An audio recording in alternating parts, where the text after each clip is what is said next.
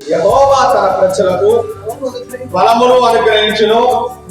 యెహోవా తన ప్రజలకు సమాధానము కలిగజేసి వారిని ఆశీర్వదించిన దేవునికి స్తోత్రం కలుగును గాక.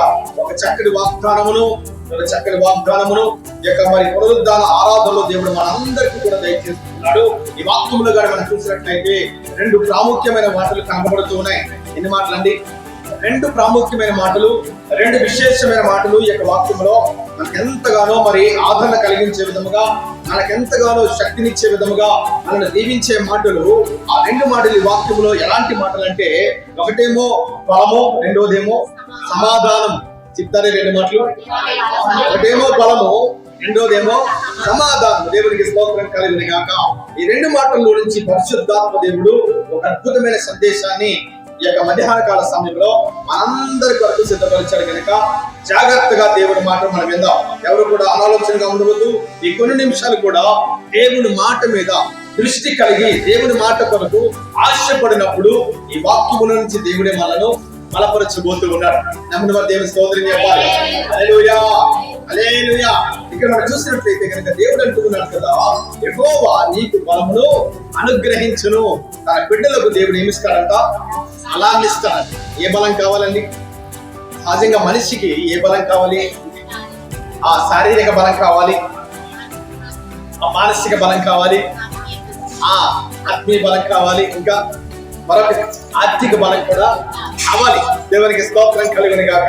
ఒక మనిషికి సగటున లోకంలో ఉన్న మనుషులందరికీ మూడు బలాలైతే ప్రధానంగా కావాలి. ప్రధానంగా ప్రాముఖ్యంగా శారీరకమైన బలము అవసరం. ఏంటంటే శారీరకమైన బలం అవసరము. రెండోది ఏంటంటే ఆర్థికమైన బలం. ఏ బలం అంట? ఆర్థికమైన బలం. మూడో బలం ఏంటంటే మానసిక బలం. చెప్తారా? మానసికమైన బలం. ఈ మూడు బలాలు కూడా ప్రతి మనిషికి అవసరం. ఈ మూడిట్లో ఏది లోపించినా మనిషి ఎలా ఉంటాడంట? అల్లాడిపోతూ ఉంటాడు. అంతే కదండి? ఈ మూడు బలాల్లో ఏది లోపించినా మనిషి నెమ్మదిగా ఉండలేడు, మనిషి శాంతిగా ఉండలేడు, అల్లాడిపోతూ ఉన్నట్లుగా ఈ లోకంలో మనం చూస్తూ ఉన్నాం. దేవుడికి స్తోత్రం కలుగును గాక. అయితే పరిశుద్ధాత్మ దేవుడు ఈ రోజు మనతో మాట్లాడే మాట ఏంటంటే, ఆ దేవాది దేవుడు తన బిడ్డలకు బలమును అనుగ్రహించును. అయితే ఏ బలము కావాలి, ఎలాంటి బలము దేవుడు మనకి ఇవ్వబోతున్నాడు అన్న ప్రాముఖ్యమైన మాటల యొక్క మధ్యాహ్న కాల సమయంలో నేర్చుకున్న తర్వాత రెండో మాట మనలోకి మనం వెళ్దాం. మొట్టమొదటిగా చూసినట్లయితే కనుక ఈ బలము గురించి కొన్ని ప్రాముఖ్యమైన మాటలు మనకు తెలియాలి. అయితే పరిశుద్ధ గ్రంథంలో ముగ్గురు వ్యక్తులు కనబడుతూ ఉన్నారు. ఆ ముగ్గురు వ్యక్తులకు ఉన్నటువంటి బలాలు కూడా మూడు రకాలుగా కనబడుతూ ఉన్నాయి. వారికున్న బలాలు ఎలాంటివో ఇప్పుడు మనం ధ్యానం చేద్దాం. మొదటి సమూయేలు గ్రంథము 17వ అధ్యాయము, మొదటి సమూయేలు గ్రంథము 17వ అధ్యాయంలో కానీ మనం చూస్తే 4వ వచనంలో అక్కడ ఒక వ్యక్తి కనబడుతూ ఉన్నాడు. ఆ వ్యక్తికి ఉన్న బలం ఏమిటో చాలా స్పష్టంగా అక్కడ రాయబడింది. చదవండి ఆ మాట. రాతుబాడైన గొల్యాతు అను సూర్యుడు ఒకడు ఫిలిస్తీయుల దండులో బయలుదేరుచుండెను. అతడు 6 మూరల జానుడు, ఎత్తు మనిషి. అతని తల మీద ఏముంది? శిరస్నానం ఉంది. అతడు ఎంత కవచము ధరించిన వాడు, రాతి ఎత్తు గలది, మరియు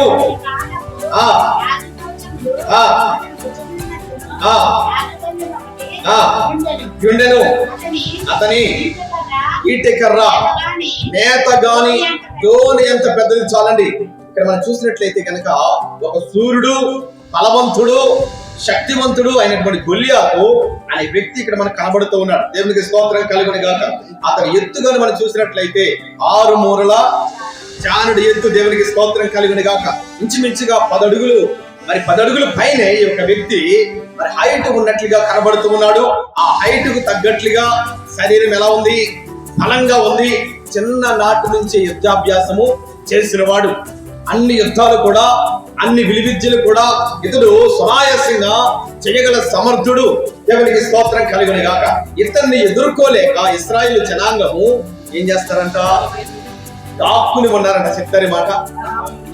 ఒక వ్యక్తిని ఎదుర్కోలేక, ఒక వ్యక్తితో తలపడలేక, ఒక వ్యక్తిని గెలవలేక ఇశ్రాయేలు సైన్యం అంతా రాజుతో సహా ఏమయ్యారంట? దాక్కుని ఉన్నారు భయపడి. దేవునికి స్తోత్రం కలుగును గాక. ఇతనికి ఉన్న బలము ఎలాంటి బలం ఇది? గట్టిగా చెప్పాలి మీరు. అది ఏ బలం అంట? శారీరకమైన బలం. దేవునికి స్తోత్రం కలుగును గాక. మరి ఇశ్రాయేలు జనాంగానికి ఉన్న ఏ బలము? ఏ బలం ఉంది వారికి? దైవికమైన బలం ఉన్నప్పటికీ కూడా శారీరక బలానికి ఏమైపోతున్నారు? వారు భయపడిపోతూ ఉన్నారు. ఎంత విడ్డూరమో చూసారా, ఎంత విచిత్రమో చూసారా. వారు గనక బలమైన హస్తము వారికి తోడుగా ఉన్నప్పటికీ కూడా ఆ దేవాతి దేవుడే వారి పక్షంగా యుద్ధం చేస్తానన్న వాగ్దానము వారికి తెలిసినప్పటికీ కూడా మరి ఏమైపోతున్నారంట? భయముతో దాక్కుని ఉన్నట్లుగా లేఖనములో మనం చూస్తూ ఉన్నాం. దేవునికి స్తోత్రం కలుగును గాక. ఈ గొల్యాతుకు ఉన్న బలము శారీరక బలము. చిత్తరి మాట. ఈ గొల్యాతుకి శారీరక బలము మాత్రమే ఉంది గాని అతనికి ఆత్మీయమైన బలము లేదు. మరి ఇశ్రాయేలు జనాంగానికి, ఇశ్రాయేలు సైన్యానికి ఏ బలం ఉంది? దైవికమైన బలము ఉంది, దేవుని బలము ఉంది, దేవుని హస్తం వారికి తోడుగా ఉంది. అయినప్పటికీ కూడా ఈ శారీరకమైన బలముతో ఏం చేయలేకపోతున్నారు? తలపడలేకపోతున్నారు. అర్థమవుతుందండి? ఎదుర్కోలేకపోతూ ఉన్నారు. దేవుని నామానికి మహిమ కలుగును గాక. వారు ఏం చూస్తూ ఉన్నారంటే పై ఆకారాన్ని చూసి వారు భయపడిపోతూ ఉన్నారంట. ఏం చేస్తారంట? ఈ పై ఆకారాన్ని చూసి, అతని ఎత్తును చూచి, అతని బలమును చూచి, అతని కండలు చూచి, అతని యుద్ధ ఆయుధాలు చూసి, ఇవన్నీ చూచి ఇశ్రాయేలు జనాంగము, ఇశ్రాయేలు సైన్యము, రాజుతో సహా అందరూ కూడా భయపడిపోతున్నట్లుగా లేఖనంలో మనం చూస్తూ ఉన్నాం. దేవనామానికి మహిమ కలుగును గాక. ఈ శారీరక బలముతో గొలియాతు ఏం చేస్తాడు? వారిని భయపడుతూ ఉన్నారు. రోజుకు 2 మార్లు, ఉదయము సాయంకాలం వచ్చి ఏం చేస్తున్నాడు? తన మాటలతో ఇశ్రాయేలు సైన్యాన్ని భయపెట్టి మరలా తన గుడారంలోకి వెళ్ళిపోతూ ఉన్నాడు. అలాగా ఫిలిష్తీయులు ఈ గొలియాతును అడ్డు పెట్టుకుని యుద్ధము చేయడానికి వారు సన్నద్ధమవుతున్నారు. కానీ ఇశ్రాయేలు సైన్యము, ఇశ్రాయేలు జనాంగము, ఇశ్రాయేలు రాజు మాత్రము ఆ గొలియాతుతో తలపడలేకపోతూ ఉన్నారు. కారణం ఏంటంటే గొలియాతుకి శారీరకమైన బలము ఉంది. దేవనామానికి మహిమ కలుగును గాక. ఇది శారీరకమైన బలము.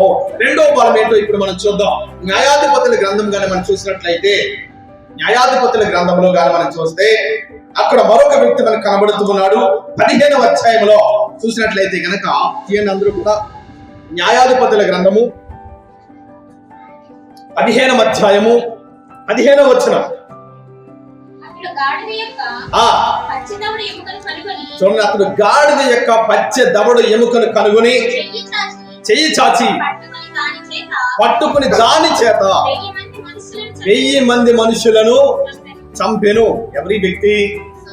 ఎవరంటండి? సంసోను. దేవునికి స్తోత్రం కలుగును గాక. ఈ సంసోను అనే వ్యక్తి దేనికి సాదృశ్యంగా కనబడుతున్నాడంటే బలానికి సాదృశ్యంగా కనబడుతూ ఉన్నాడు. ఎవరంట? ఆ సంసోను అంటేనే మనకి ఏం గుర్తొస్తుంది? బలాఢ్యుడు. ఎవరంటే ఎలాంటి వాడంట? ఈ సంసోను అనే వ్యక్తి బలాఢ్యుడు. ఏ బలం అది చెప్పాలి మీరు? ఏ బలము? సంసోను మనకు లాంటి వాడే. చూసినట్లయితే సంసోను అన్న పేరుకు అతడు బలాఢ్యుడిగా పిలువబడుతున్నాడు. కానీ అతని శరీరం యొక్క ఆకృతిగా మనం చూసినట్లయితే గనక చాలా సన్నగా ఉంటాడంట సంసోను. ఆ చరిత్రకారులు చెప్తూ ఉంటారు కదా, ఈ సంసోను అనే వ్యక్తి, ఈ భక్తుడు ఇదిగో మరి చాలా సన్నగా ఉంటాడు, సాదా సీదాగానే ఉంటాడు, మంచి హైట్ ఏమి కాదు, కానీ సామాన్యమైన మనుషులని కనబడతాడు. కానీ అతడు ఎలాంటి వాడు? బలాఢ్యుడు. దేవునికి స్తోత్రం కలుగును గాక. అతనిలో ఉన్న బలము శారీరకమైన బలము కాదు, కానీ మరి ఏ బలం అండి? దేవుని బలము. దేవునికి స్తోత్రం కలుగును గాక. చిన్న నాడే తన తల్లి దేవునికి ఏం చేసింది? మొక్కుబడి చేసింది, నాజీరు చేసింది. చిన్న నాటి నుంచి ఈ సంసోను ఎదుగుతూ ఉన్న వరకు కూడా తన తల మీద కత్తిర వేయకుండా ఆ యొక్క తలను దేవునికి ఎలా ఇచ్చిందంట? అర్పణగా ఇచ్చేసింది. కనుక నాటి నుంచి సంసోనులో దేవుని బలము ఏలుబడి చేస్తూ ఉంది, దేవుని అభిషేకం ఏలుబడి చేస్తూ ఉంది, దేవుని ఆత్మ చేత నడిపించబడుతూ ఉన్నాడు, దేవుని శక్తి చేత నడిపించబడుతూ ఉన్నాడు. ఇలాంటి బలాఢ్యుడు ఏం చేస్తాడు? ఇప్పుడు ఇక్కడ ఈ 15వ వచనంలో మరొకటి చదవండి. అదేమాట మరొకటి చదవండి. అతడు గాడిద యొక్క పచ్చి దవడ ఎముక కనుగొని చెయ్యి చాచి పట్టుకుని దాని చేత 1000 మంది మనుషులను హతమార్చెను. దేవునికి స్తోత్రం కలుగును గాక. గాడిద దవడ ఎముక ఎలా ఉంది? పచ్చిగా ఉంది. పచ్చిగా ఉన్న ఎముక ఎలా ఉంటుందండి? చేతిలో ఉంటుందండి? అట్లా చేతిలో ఉండిద్దా? జారిపోతుంది కదా. ఆ జారిపోతున్నప్పటికీ కూడా దాన్ని ఎలా పట్టుకున్నాడు? బలంగా పట్టుకున్నాడు. దేవునికి స్తోత్రం కలుగును గాక. అతనికి ఉన్న బలము ఎలాంటిదో ఇక్కడే అర్థమైపోతుంది కదా. జారిపోతున్నా పచ్చిగా ఉన్నటువంటి ఆ గాడిద దవడ ఎముకను గట్టిగా పట్టుకొని ఎంతమందిని చంపాడంట? 1000 మందిని. దేవునికి స్తోత్రం కలుగును గాక. 1000 మందిని చంపాలంటే పదునైన కత్తి ఉండాలి. ఎలాంటి కత్తి అంట? పదునైన కత్తి ఉండాలి, లేక బలమైన ఈటు ఉండాలి.